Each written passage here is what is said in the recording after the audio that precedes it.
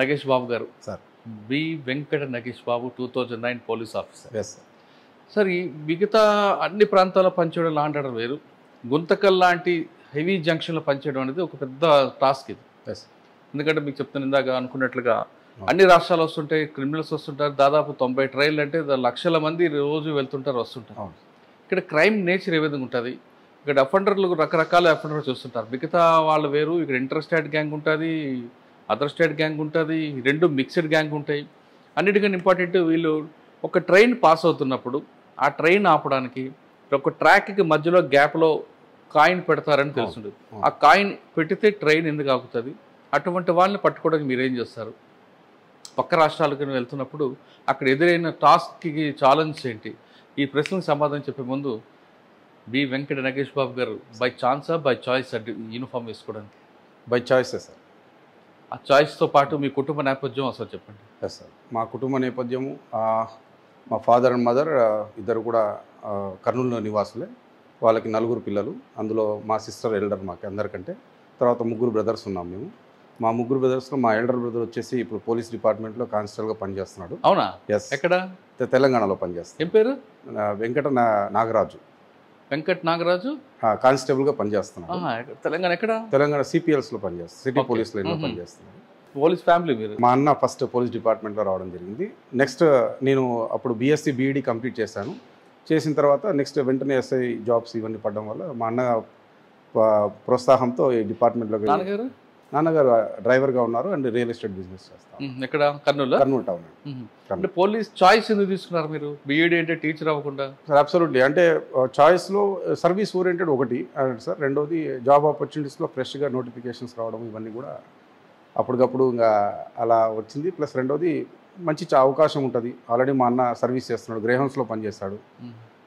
Major incident Balimela incident ఒకటి జరిగినప్పుడు దాంట్లో జస్ట్ అంటే పోవాల్సిన వ్యక్తి పోకుండా పోవడము, అక్కడ గ్రేహౌన్స్లో వాళ్ళు పడే కష్టాలు అవన్నీ చెప్తా ఉంటే కొద్దిగా మోటివేట్ అయ్యాం సార్. 2010లో ఆయన బలిమెల ఇన్సిడెంట్ ఉన్నారా?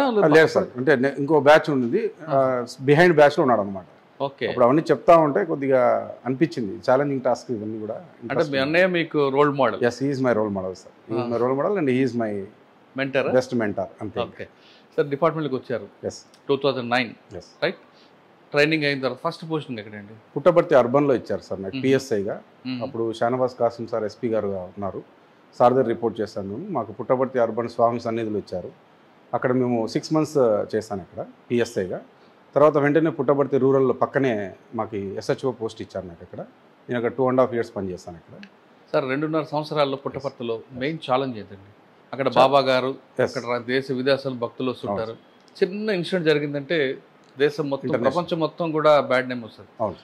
అంత ప్రశాంత వాతావరణంలో భక్తులకు ఇబ్బందులు కలగకుండా, లా అండ్ ఆర్డర్ ఇష్యూ జరగకుండా, క్రైమ్ జరగకుండా మీరు ఏం చేశారు? మీకు మెయిన్ ఛాలెంజ్ ఎక్కడ వచ్చింది? సో ఛాలెంజింగ్ కేసు పుట్టపర్తిలో మెయిన్ ఛాలెంజింగ్ వచ్చేసి పీస్ మెయింటైన్ చేయడము and security of the international tour ఎవరైతే పిల్గ్రిమ్స్ ఉన్నారో వాళ్ళకి సెక్యూరిటీ ఇవ్వడము.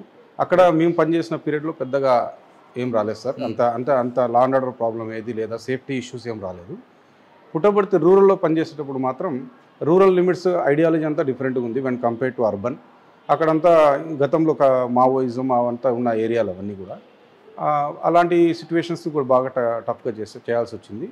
అయితే ఉన్నాయి సార్ అక్కడ కూడా కొన్ని క్లాసిక్ కేసెస్ ఉన్నాయి మేము డిటెక్ట్ చేసింది. మేము ఇన్స్పెక్టర్ సార్కి బాగా సపోర్ట్గా ఉండేవాళ్ళం. వాళ్ళ మర్డర్ కేసు ఇన్వెస్టిగేషన్లో కొద్దిగా ఇన్వెస్టిగేషన్ అంటే కొద్దిగా ఇంట్రెస్ట్ ఉండింది. ఆ రకంగా ఎక్కువగా రియల్ ఎస్టేట్ వివాదాలు ఎక్కువ కదండి? అవును సార్, అక్కడంతా ఉంటుంది సార్ రియల్ ఎస్టేట్ వివాదాలు. కాంట్రాక్టర్స్ అక్కడ స్వామి వాళ్ళంతా ఉంటారు సార్ అక్కడ ఉన్నారు. మీరు వెళ్ళేసారు, స్వామి ఉన్నారు కదా? లేదు సార్, అప్పటికే డిమైజ్ అవుతారు. అప్పటికే అయిపోయారు. కానీ ఆ స్వామి కోసం చాలా మంది వస్తుంటారు కదండి డివోటీస్ అండి? అవును, వస్తున్నారు. మీకు నవంబర్ 22, 23లో ఆ బందోబస్తు ఎలాగుంటుందండి? హెవీ బందోబస్తు సార్ అది. ఎందుకంటే రకరకాలుగా ఎక్కడెక్కడి నుంచో వస్తుంటారు అండ్ మోర్ విఐపీస్ ఎక్కువ మూమెంట్ ఉంటుంది ఆ టైంలో. ఈవెన్ ప్రెసిడెంట్ ఆఫ్ ఇండియా కూడా వచ్చారు ఆ టైంలో. సో కొద్దిగా హెవీ బందోబస్తు, చాలా హెవీ బందోబస్తు ఉంది సార్. అక్కడ మీ టాస్క్ ఎలాగుంటుందండి సార్? అదే సార్, టాస్క్ అంతా అక్కడ ప్రొటెక్షనే sir. Only security and law and order problem కాకుండా చూసుకోవాలి అంతే. నా 6 months టెన్యూర్లో అర్బన్ పిఎస్ఐగా నాకు ఎటువంటి టాస్క్ రూరల్లో వచ్చాయి సార్. రూరల్లో టాస్క్ వచ్చేసి ఒక మర్డర్ కేసు ఇన్వెస్టిగేషన్ కొద్దిగా బాగా అనిపించింది నాకు. ఏంటండి అది?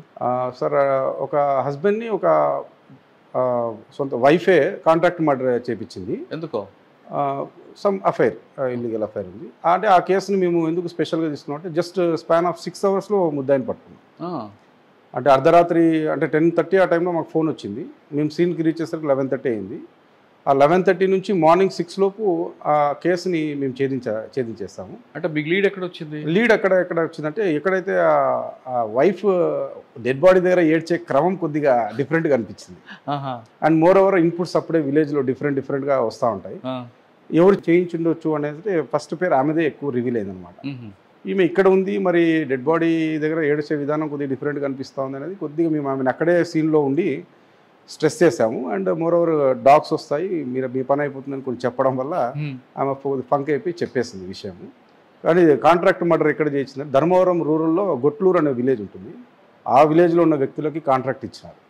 ఎందుకండి? మోటివేట్ ఏంటి? మోటివ్ ఏం లేదు సార్, అతను రైతు, మొరటుగా ఉంటాడు మనిషి. ఆయన ఏజ్కి ఈమె ఏజ్కి దాదాపు 20 years డిఫరెన్స్ ఉంది. ఈమె చిన్న ఏజ్ కావడము, అతనిది పెద్ద ఏజ్ కావడము, కొద్దిగా మనిషి కొద్దిగా మొరటుగా ఉండడం ఆమెకు నచ్చలేదు. అండ్ తన కాంజుగల్ లైఫ్ ఇవన్నీ కూడా సరిగా ప్రాపర్గా లేకపోవడం వల్ల వేరే వాళ్ళతో అఫైర్ పెట్టుకోవడం, వాళ్ళతో మాట్లాడుకుని ఈయన కాంట్రాక్ట్ మర్డర్ చేయించాడు.